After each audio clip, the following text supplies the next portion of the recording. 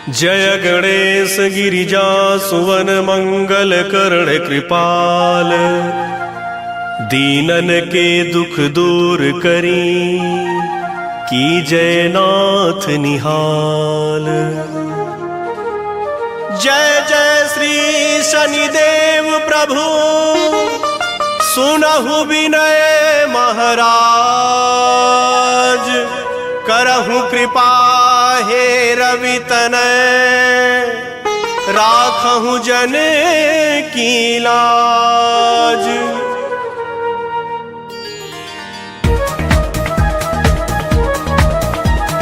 जयति जयति शनिदेव दयाला, करत सदा भक्तन प्रतिपाला। चारि भुजा तनु श्याम विराजे, माथे रत्न मुकुट छवि छाजय। परम विशाल मनोहर भाला, टेढ़ी दृष्ट मृकुट विकराला। कुंडन श्रवण चमा चम के, हिये माल मुक्तन मणिदम के। कर में गदा त्रिशूल कुठारा, पल बिच करे अरिह संघारा। पिंगल कृष्ण छाया नंदन, यम कोणस्थ रौद्र दुख भंजन। सौरी मंद शनि दश नामा, भानुपुत्र पूजय सब कामा। जा पर प्रभु प्रसन्न है जाहि, रंकहु राव करे क्षण माही। पर्वत हूँ तृण होय निहारत, तृण हूँ को पर्वत करि डारत। राज मिलत बन राम ही दीनो, कैकेयी की मति हरि लीनो। बनहु में मृग कपट दिखाई, मातु जानकी गई चुराई। लख नहीं सकते विकल करि डारा, मचगा दल में हाहाकारा। रावण की गति मति बौराई, रामचंद्र सो बैर बढ़ाई। दियो कीट कर कंचन लंका, बज बज रंग वीर की डंका। नृप विक्रम पर तुहि पगुधारा, चित्र मयूर निगली गए हारा। हार नाल खाला क्यों चोरी, हाथ पैर डरवायो तोरी। भारी दसान कृष्ण दिखायो, तेलहि घर कोल्हू चलवायो। विनय राग दीपक महकीनो, तब प्रसन्न प्रभु है शुभ दीन हो। हरिश्चंद्र निप नारी बिकानी, आपहु भरे डोम घर पानी। ऐसे नल पर दशा सिरानी, भूजी मीन कूद गई पानी। श्री शंकर ही गयो जब जाई, पार्वती को सती कराई। तनिक विलोकत ही करी रीसा, न भूड़ गयो गौर सुत सीसा। पांडव पर भय दशा तुम्हारी, बची द्रौपदी होती उघारी। कौरव के भी गति मति मार, युद्ध महाभारत करि डार। रवि कहा मुख माधर तत्काला, लेकर कूदी परे पाताला। शेष देव लख बिनती लाई, रवि को मुख ते दियो छुड़ाई। वाहन प्रभु के साथ सुजाना, है दिग्गज गर्दभ मृग स्वाना। जम्बुक सिंह आदि नगधारी, सोफल ज्योतिष कहत पुकारी। गजवाहन लक्ष्मी गृह आवे, है ते सुख संपत्ति उपजावे। गर्दभ हानि करे बहु काजा, सिंह सिद्ध करे राज समाजा। जम्बुक बुद्धि नष्ट कर डारे, मृग दे कष्ट प्राण संहारे। जब आवहि प्रभु स्वान सवारी, चोरी याद होय डर भारी। तय सही चारि चरण यह नामा, स्वर्ण लौह चांदी अर तामा। लौह चरण पर जब प्रभु आवे, धन जन संपत्ति नष्ट करावे। समता ताम्र रजत शुभकारी, स्वर्ण सर्व सुख मंगल भारी। जो यह शनि चरित नित गावे, कबहु न दसान कृष्ण सतावे। अद्भुत नाथ दिखावे लीला, करे शत्रु के नश बलि ढीला। जो पंडित सुयोग बुलवाई, विधिवत शनि ग्रह शांत कराई। पीपल जल शनि दिवस चढ़ावत, दीप दान दे बहु सुख पावत। कहत राम सुंदर प्रभु दासा, सन सुमिरत सुख होत प्रकाशा। कहत राम सुंदर प्रभु दासा, सन सुमिरत सुख होत प्रकाशा। पाठ शनिश्चर देव को कियो भक्त तैयार, करत पाठ 40 दिन हो भव सागर पार। करत पाठ 40 दिन हो भव सागर पार। करत पाठ 40 दिन हो भव सागर पार। बोलो श्री शनि देव की जय, बोलो श्री शनि देव की जय, बोलो श्री शनि देव की जय।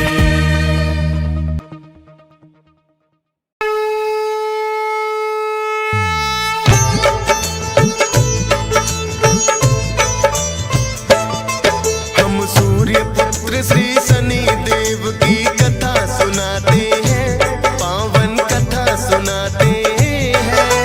शनि देव कलयुग के न्यायाधीश कहते हैं, हम कथा सुनाते हैं। हम